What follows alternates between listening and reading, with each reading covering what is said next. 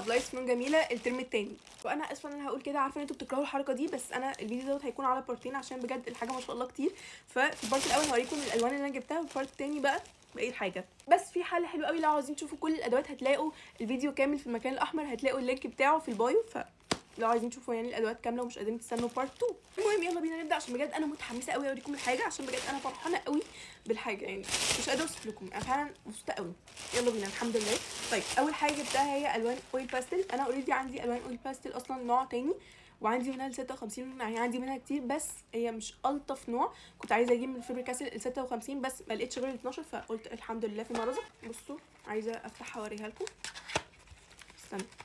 ده كده شكلها تحفه. دي كده هتكون اول حاجه الوان اويل باستل. تاني حاجه هبدا اوريها لكم هي الالوان الاويل بينتنج. بجد انا مبسوطه قوي، عشان انا اول مره ارسم بالالوان الاويل بينتنج. دايما برسم بالاكريليك، ميه، فحم، رصاص، لكن اول مره خالص بالاويل بينتنج، فمتحمسه قوي. جبت ماريز، نوع ماريز، يعني ده اللي انا لقيته في اغلبيه الاسواق، تمام.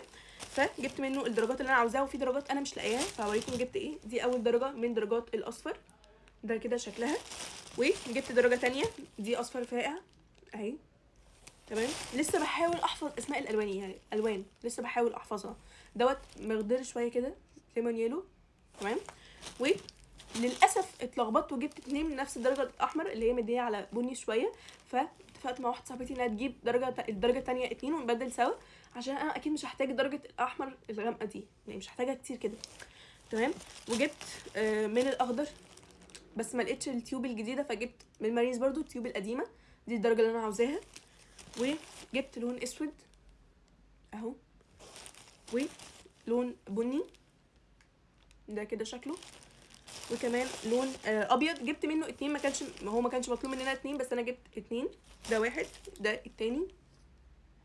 واخر درجه جبتها من الازرق، ما لقيتش غير الدرجه دي من الازرق، مع اني كنت عاوز درجه تانية بس ما لقيتهاش خالص، والنوع تاني كمان، فاتمنى يطلع كويس. دي كده تكون في لون وقع. المهم دي كده كل مش عارفه اتكلم. المهم دي كل الالوان اللي انا جبتها من الاويل بينتنج، ويعني حاولت امسكهم عشان الاقي ايه زي السنجوب. وكده تكون الكيسه الاولانيه خلصت. روحوا على بارت 2 عشان تشوفوا كيسه تانية.